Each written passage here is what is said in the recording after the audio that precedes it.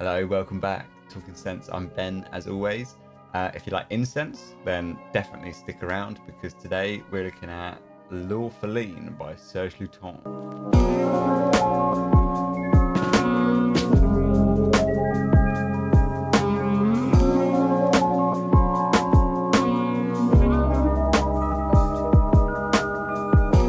So Serge Lutens, L'Orpheline. I love Serge Lutens. I love the brand.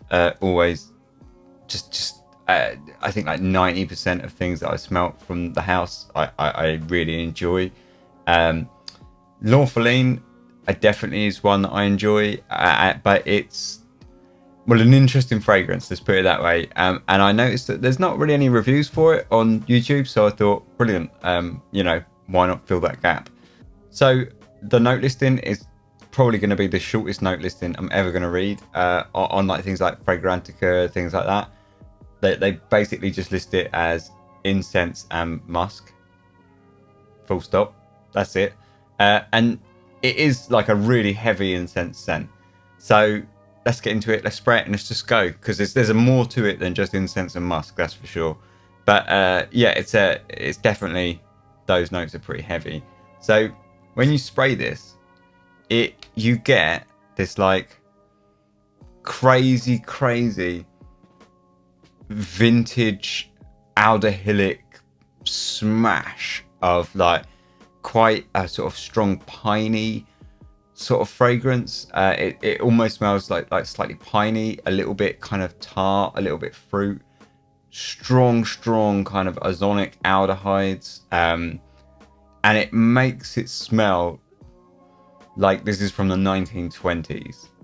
This is so vintage. It smells, basically, the main notes right now are these like kind of ozonic, sharp, quite stabby aldehydes and patchouli, and that's it. And it absolutely smashes you in the face. But it's beautiful, and there is kind of underneath all that, once you can kind of get over those aldehydes, there is a musk in there as well, and it's just so vintage. It smells like this is what every kind of gentleman, or almost like every flapper girl wore in the 1920s. It's savagely vintage. I don't think I can state this enough. It smells so vintage. The musk in it is clean, but very stuffy, and it's kind of doubled up with this musty patchouli, and that's more or less it. But now, so from when I spray that till now, I probably don't think I'll edit it. So if it's been like 30 seconds, a minute maybe, you starts to get the incense starts creeping out, and this is where all of those aldehydes drop right back quite quickly. So the opening is like this huge burst, but it goes away as quickly as it comes. So already, like, the patchouli is almost, it's definitely there, but it's lost the fact that when you first spray it, that's almost all you smell. It's dialed right back. And the aldehydes, they've still got that kind of adding that vintage vibe, but they're not anywhere near as sharp or kind of in your face. And instead, already, this kind of incense is kind of creeping up. And we get this kind of, just this really churchy incense comes out. And I say it's creeping out now, and it's just going to take over everything. And it's going to be like the dominant force of this fragrance for a really long time. It's, I mean, this is so churchy, this incense, that the chap who lets people in to the pearly gates, he wouldn't even look up. Like, if you walked up to the pearly gates, he would just be like, yeah, in you go. Like, it's he wouldn't even need to look up. It's that churchy. I think this is probably the most kind of, it's an incense, but there's nothing Eastern about it. It's totally kind of like Roman Catholicism, kind of that frankincense kind of incense, and it's I remember I did the review for Serge Lutens, and I talked about that and said that was a very churchy, austere incense. It's got nothing on this fragrance. This is this kind of vaguely cedarwood, sort of ISO-y, super kind of background on, and then on this huge sort of frankincense church-like vibe. And that is pretty much all you get. You do start to get, because of that kind of ISO-y, kind of cedary kind of thing, it does start feeling a little touch of vetiver, but it's not. It's kind of a trick, because with the incense, or they're using vetiver to sort of spice up the incense. I'm not sure, but you start getting like these kind of. I do think it's more like a olfactory trick, you know, like you do start getting this kind of woody, reedy, kind of grassy, herbal, spicy side, like earthy, spicy side of the incense. But otherwise, it's just a really sort of churchy incense, really, and it's quite camphorous and a little bit peppery. And other than that, you get this little sort of patchouli that runs underneath that I say was a smash in the face at first, but it dials right back and it sits real far back in the fragrance now, and it's right below the incense. It just swamps everything. It's going to be really divisive, in my opinion. Like, this incense is beautiful if you like incenses, and I love incenses, but and this is no like drama, like over dramatization or melodrama. This fragrance is just so somber and austere.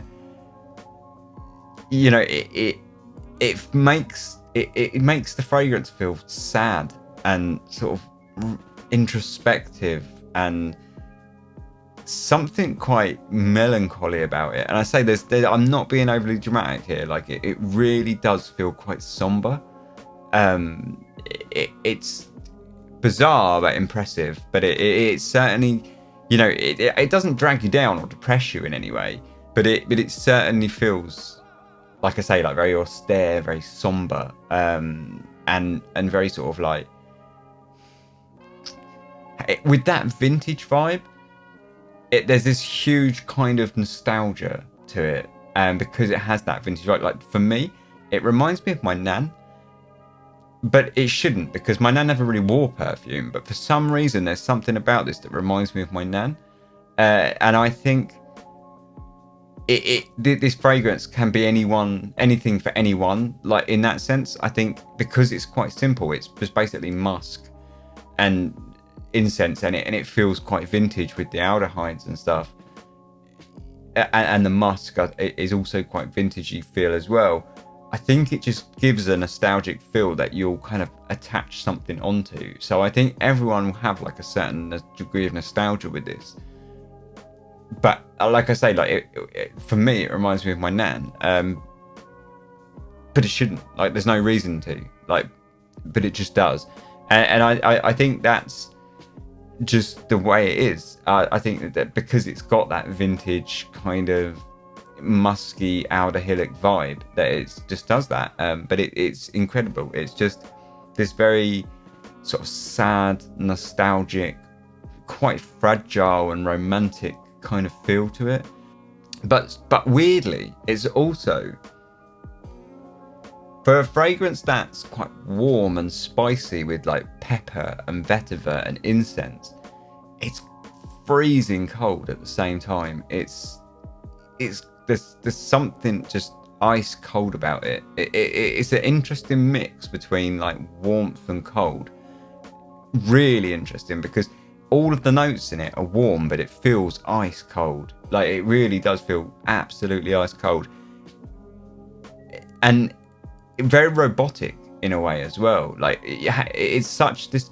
The interesting thing for me about this fragrance is the clash between the way it's pushing forward this nostalgia and this kind of somber, sad feeling, and all these emotions attached to it that are quite sort of emotional, and stirring in a way, but it's freezing cold, and it's got no heart, this fragrance. Like, to me, it feels like if someone was a time traveler from the future, and then they went back to the future, and they created this on some weird machine that like photocopies objects, and he kind of made it on this like kind of machine to show his like masters like what people used to wear in the 20th century or something. It would be this, because it's got that vintage vibe, but at the same time it's just cold, black and white, no heart, no real understanding almost of like the kind of romanticism of fragrance. It's just like, bang, this is a photocopy of something else. It's really an interesting scent from an artistic perspective in that way.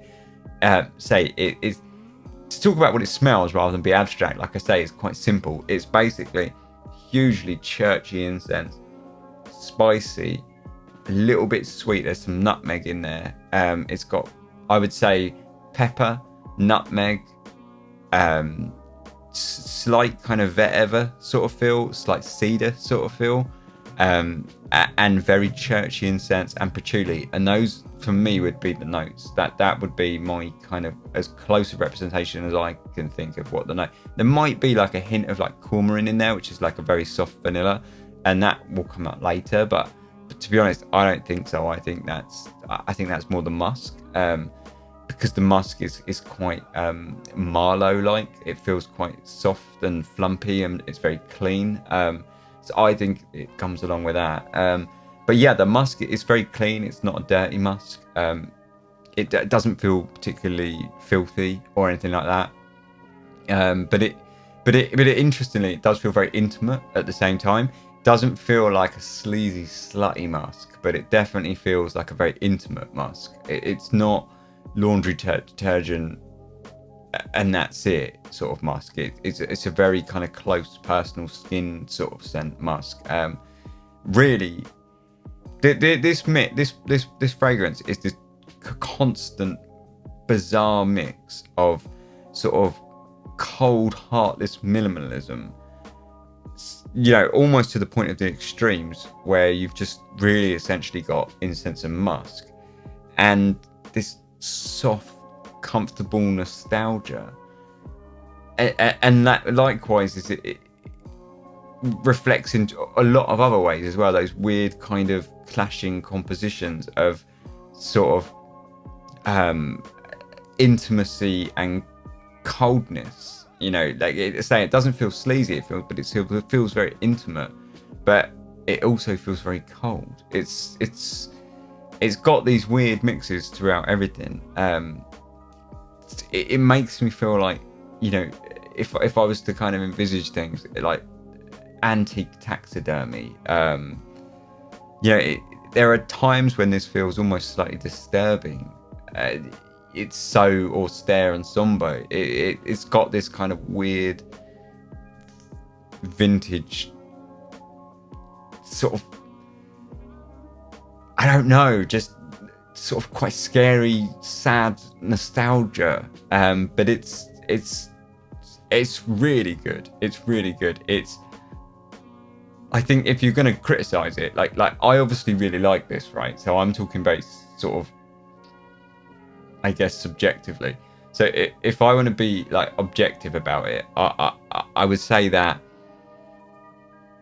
it's a really nice musk and incense, and it's a really nice incense done really very well. But it certainly could be criticised quite heavily for being probably quite boring, and it doesn't really progress or anything like that. I think you could levy a lot of. I think this would be divisive.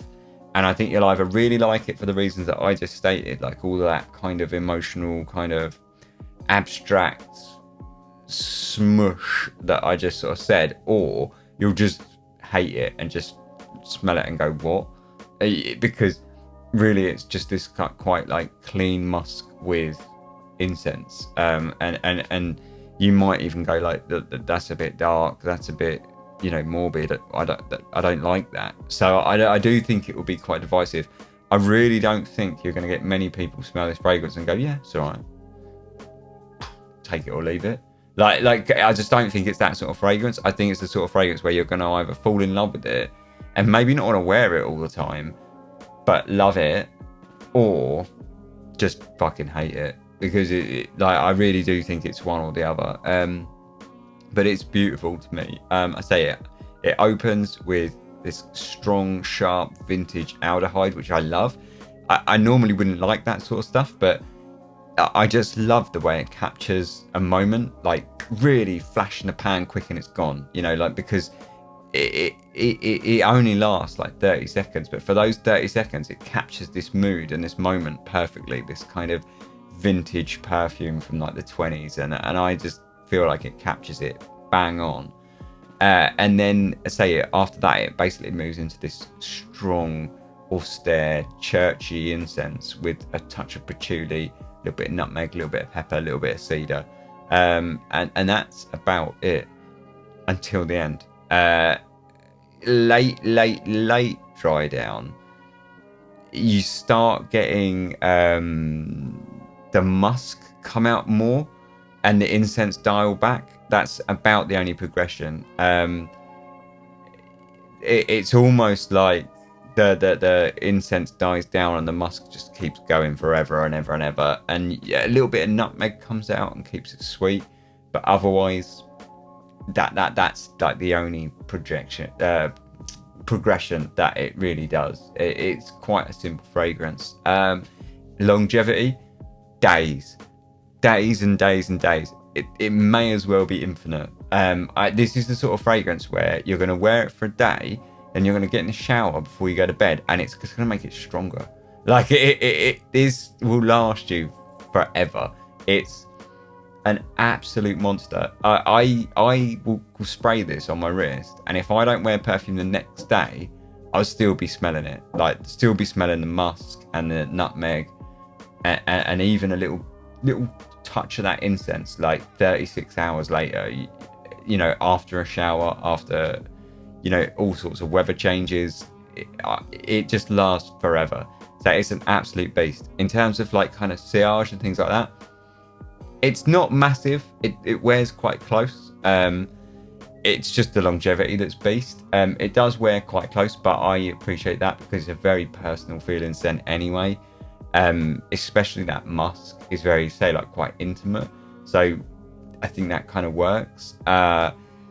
In terms of gender, I think it's almost genderless, like neutral, with that kind of weird carbon copy of a scent kind of thing. Like to me it feels completely genderless. Like I wouldn't even say unisex. I would literally, it feels genderless. It doesn't feel like something that you should even be putting genders onto. It's weird. There are times when it feels like a gent's shaving foam, almost like an old-fashioned sort of gent's shaving foam. And there are other times, and obviously that makes it feel quite masculine.